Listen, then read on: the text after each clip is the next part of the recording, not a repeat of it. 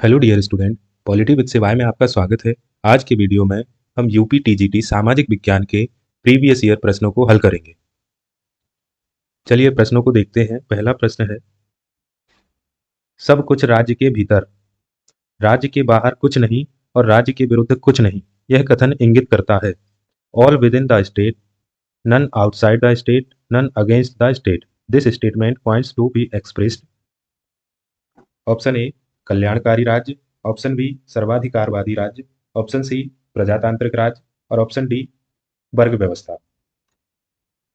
Option A welfare state, option B totalitarian state, option C democratic state और option D class structure. इसका correct answer है option B सर्वाधिकारवादी राज्य के अंतर्गत सब कुछ राज्य के भीतर होता है, राज्य के बाहर कुछ नहीं और राज्य के विरुद्ध भी कुछ नहीं। नेक्स्ट क्वेश्चन है, विद्वानों को उनके द्वारा व्यक्त विचारों के साथ सुमेलित करना है। पहला है, न्याय शक्तिशाली का हित है, यह किसके द्वारा कहा गया? Justice is the interest of stronger. यह कथन थ्रेसीमेकस द्वारा कहा गया। थ्रेसीमेकस प्लेटो की रिपब्लिक के एक पात्र थे। इनके द्वारा कहा गया कि न्याय शक्तिशाली का हित है, मतलब शक्तिशाली जो चाहता है वही न्याय है। नेक्स्ट है, अधिकतम शक्ति से डकैतों का समूह निर्मित हो सकता है, ना कि राज्य। Superior force makes a band of robbers but not a state. यह किसके द्वारा कहा गया? यह कहा गया जीन बोधा के द्वारा। जीन बोधा ने कहा कि अधिकतम शक्ति से आप डकैतों का समूह निर्मित कर सकते हैं, लेकिन राज्य को निर्मित नहीं कर सकते हैं। नेक्स्ट है, राज्य का आधार शक्ति ना होकर इच्छा है, यह किसके द्वारा कहा गया? Will not force is the basis of the state. यह कहा गया थॉमस हिल ग्रीन के द्वारा। टीएच ग्रीन के द्वारा कहा गया कि राज्य का आधार शक्ति ना होकर इच्छा है। नेक्स्ट है, शक्ति बंदूक की नली से निकलती है। शक्ति बंदूक की नली से निकलती है, यह विचार किसका है? यह है चीन के नेता माओ त्से तुंग का। इनका मानना है कि जिसके पास बंदूक होती है शक्ति उसी के पास होती है। नेक्स्ट क्वेश्चन है, नौकरशाही शब्द का प्रयोग सर्वप्रथम किसने किया? Who was the first to use the term bureaucracy? Option A Max Weber, option B Herbert Simon, option C Henri Fayol, option D Vincent de Gournay. इसका करेक्ट आंसर है option D, Vincent de Gournay ने सबसे पहले bureaucracy शब्द का प्रयोग किया था। नेक्स्ट क्वेश्चन है, किसने कहा स्वतंत्रता अतिशासन की विरोधी है? Who said liberty is the opposite of over government? Option A Locke, option B Laski, option C Hobbes, option D Seeley. इसका करेक्ट आंसर है ऑप्शन डी, सीले ने कहा कि स्वतंत्रता अतिशासन की विरोधी है या स्वतंत्रता अतिशासन का विलोम है। नेक्स्ट क्वेश्चन है, दिए गए निम्न भारतीय अधिनियमों में से किस अधिनियम के द्वारा भारतीय प्रांतों में द्वैध शासन की स्थापना की गई? Which of the following Government of India Act establishes dyarchy at provincial level in India? Option A 1909 का भारत शासन अधिनियम, ऑप्शन बी 1919 का भारत शासन अधिनियम, ऑप्शन सी 1935 का भारत शासन अधिनियम, ऑप्शन डी 1947 का भारतीय स्वतंत्रता अधिनियम। इसका करेक्ट आंसर है ऑप्शन बी, 1919 का भारत शासन अधिनियम के अंतर्गत प्रांतों में द्वैध शासन की स्थापना की गई थी। 1909 के भारत शासन अधिनियम को मार्ले मिंटो सुधार के नाम से भी जानते हैं, मार्ले मिंटो सुधार। और 1919 के भारत शासन अधिनियम को मॉन्टेग्यू चेम्सफोर्ड सुधार, मॉन्टेग्यू चेम्सफोर्ड सुधार के नाम से जानते हैं। नेक्स्ट क्वेश्चन है, 1963 में लोकपाल शब्द का प्रतिपादन सबसे पहले किसने किया? The word Lokpal was coined in 1963 by whom? Option A Chaudhary Charan Singh, option B Morarji Desai, option C Jyoti Basu और option D L M Singhvi. इसका करेक्ट आंसर है option D, L M Singhvi द्वारा 1963 में सबसे पहले लोकपाल शब्द का प्रतिपादन किया गया था। नेक्स्ट क्वेश्चन है, हर राज्य की पहचान इस बात से होती है कि उसने किन अधिकारों को मान्यता दे रखी है। राज्य अधिकारों को जन्म नहीं देता बल्कि उन्हें मान्यता प्रदान करता है। यह कथन किसका है? Every state is known by the rights it maintain, the state does not give rights to rights rather than recognize them, the statement belong to. Option A Mahatma Gandhi, option B Harold Joseph Laski, option C John Rawls और option D Robert Nozick. इसका correct answer है option B. Harold Joseph Laski द्वारा कहा गया कि हर राज्य की पहचान इस बात से होती है कि उसने किन अधिकारों को मान्यता दे रखी है।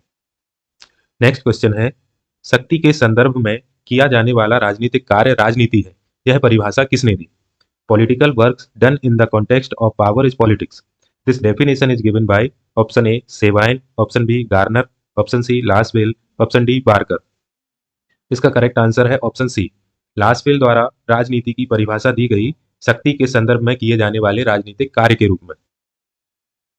नेक्स्ट क्वेश्चन है, भारत की संसद मंत्रिपरिषद के कार्यों पर इनके माध्यम से नियंत्रण स्थापित करती है। The parliament of India exercise control over the functions of the council of ministers through, पहला है एडजर्नमेंट मोशन, दूसरा है क्वेश्चन आवर और तीसरा है सप्लीमेंट्री क्वेश्चंस। स्थगन प्रस्ताव, प्रश्नकाल और पूरक प्रश्न। नीचे दिए गए कूट का प्रयोग करते हुए सही उत्तर चुनना है। तो इसमें ये तीनों सही हैं। भारत की संसद मंत्रिपरिषद पर इन तीनों माध्यमों से नियंत्रण स्थापित करती है। नेक्स्ट क्वेश्चन है, निम्न उपागमों में से किस एक उपागम की दो मुख्य मांगे थी, प्रासंगिकता एवं कार्यवाही? Which one of the following approaches had two main demands, relevance and action? Option A व्यवहारवाद, ऑप्शन बी उत्तर व्यवहारवाद, ऑप्शन सी संप्रेषण सिद्धांत और ऑप्शन डी निर्णय निर्माण सिद्धांत। Option A behaviouralism, option B post behaviouralism, option C communication theory, option D decision making theory.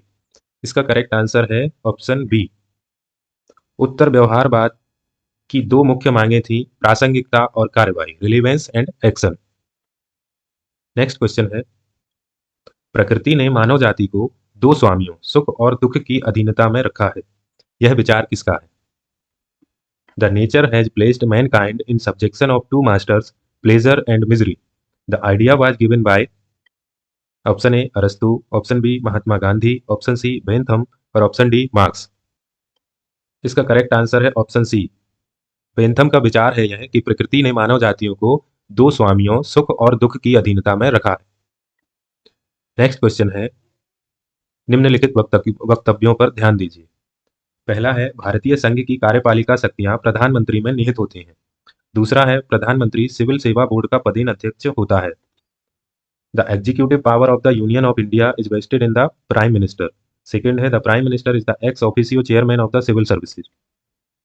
इनका आंसर है कि इनमें से कोई भी सही नहीं है, क्योंकि भारत संघ की कार्यपालिका की जो शक्तियां होती हैं वो राष्ट्रपति में निहित होती हैं, राष्ट्रपति में।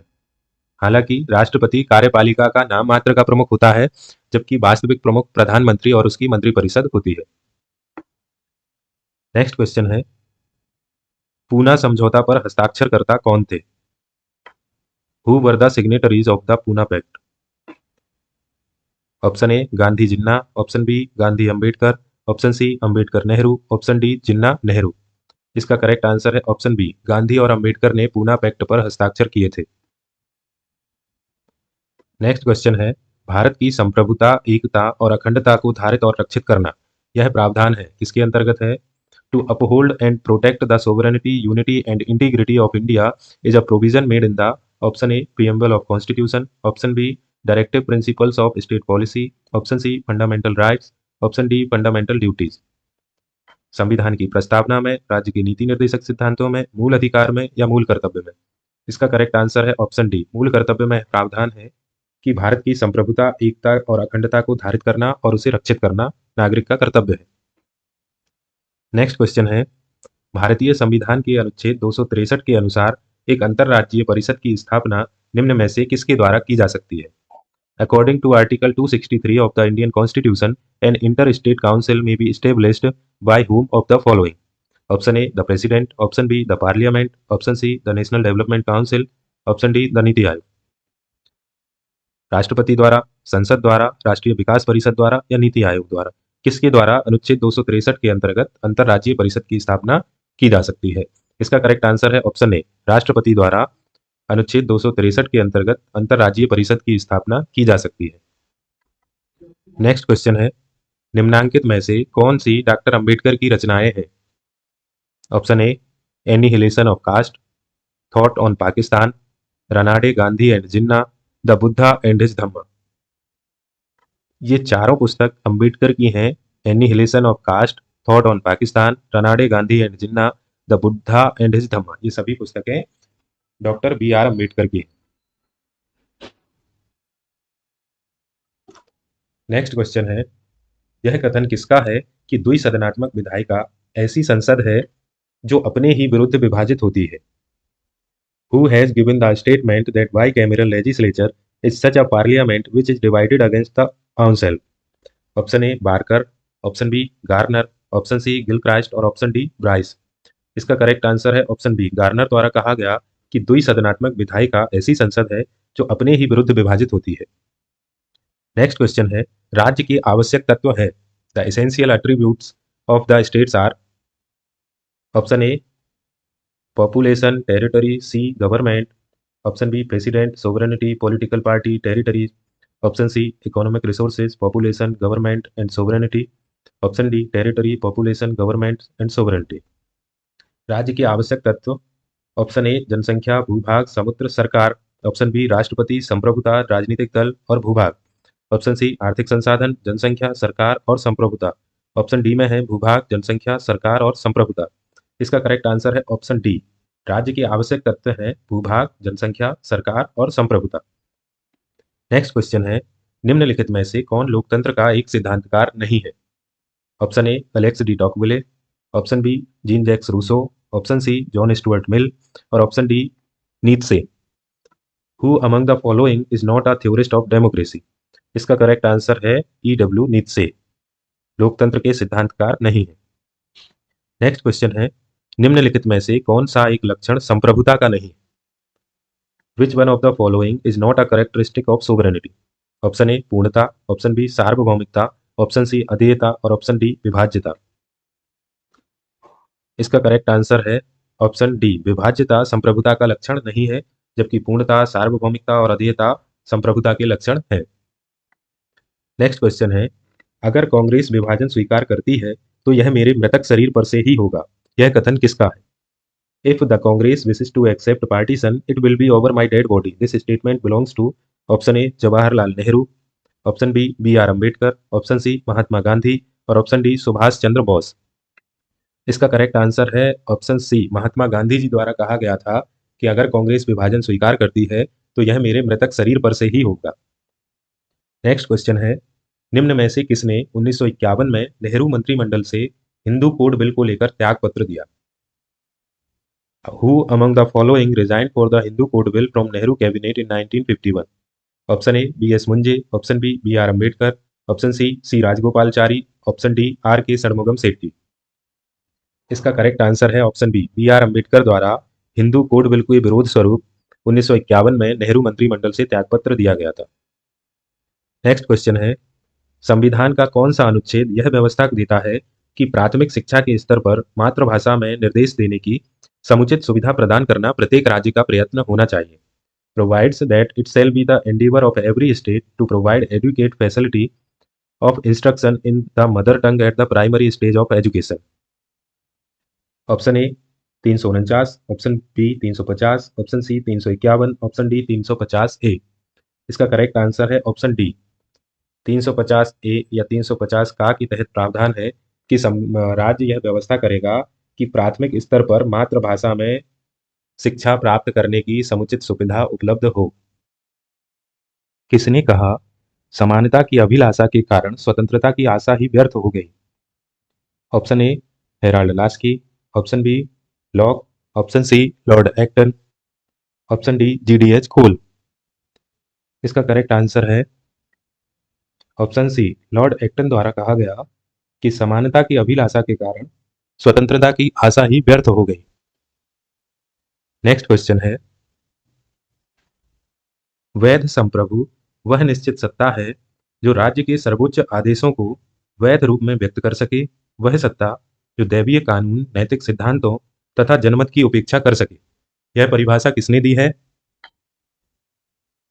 Legal sovereign is the certain authority which can legitimately express the highest order of the state, who can disregard divine law, moral principle, and public opinion. This definition is given by option A Barker, option B Seeley, option C Garner और option D Gilchrist. इसका correct answer है option सी, Garner द्वारा कहा गया कि वैध संप्रभु वह निश्चित सत्ता है जो राज्य के सर्वोच्च आदेशों को वैध रूप में व्यक्त कर सके तथा जो दैवीय कानून, नैतिक सिद्धांतों तथा जनमत की उपेक्षा कर सके।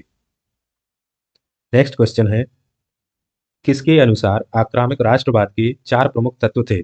स्वदेशी, बहिष्कार, राष्ट्रीय शिक्षा तथा निष्क्रिय प्रतिरोध। According to whom the 4 major elements of aggressive nationalism were Swadeshi, boycott, national education, and passive resistance. Option A Lala Lajpat Rai, option B Bal Gangadhar Tilak, option C Aurobindo Ghosh, option D Bipin Chandra Pal. इसका करेक्ट आंसर है ऑप्शन बी, बाल गंगाधर तिलक द्वारा आक्रामक राष्ट्रवाद के 4 प्रमुख तत्व बताए गए स्वदेशी, बहिष्कार, राष्ट्रीय शिक्षा तथा निष्क्रिय प्रतिरोध। नेक्स्ट क्वेश्चन है, भारत में रह रहा एक ब्रिटिश नागरिक किस अधिकार का दावा नहीं कर सकता है? A British citizen staying in India cannot claim right to, option A freedom of trade and profession, option B equality before the law, option C protection of life and personal liberty, option D freedom of religion. व्यापार और व्यवसाय की स्वतंत्रता, विधि के समक्ष समानता, जीवन और व्यक्तिगत स्वतंत्रता की रक्षा, धर्म की स्वतंत्रता। तो एक विदेशी नागरिक भारत में विधि के समक्ष समानता अधिकार का दावा कर सकता है, जीवन और व्यक्तिगत स्वतंत्रता की रक्षा का दावा कर सकता है, धर्म की स्वतंत्रता का दावा कर सकता है, लेकिन व्यापार और व्यवसाय की स्वतंत्रता का दावा नहीं कर सकता है। यह दावा केवल भारतीय नागरिक ही कर सकते हैं। तो 59 का करेक्ट आंसर है ऑप्शन ए। नेक्स्ट क्वेश्चन है, भारत की संचित निधि से धन निकासी का प्राधिकार प्राप्त होता है। The authorisation of the withdrawal of fund from the consolidated fund of India must come from, option A Bharat के राष्ट्रपति, ऑप्शन बी भारत की संसद, ऑप्शन सी भारत के प्रधानमंत्री, ऑप्शन डी केंद्रीय वित्त मंत्री।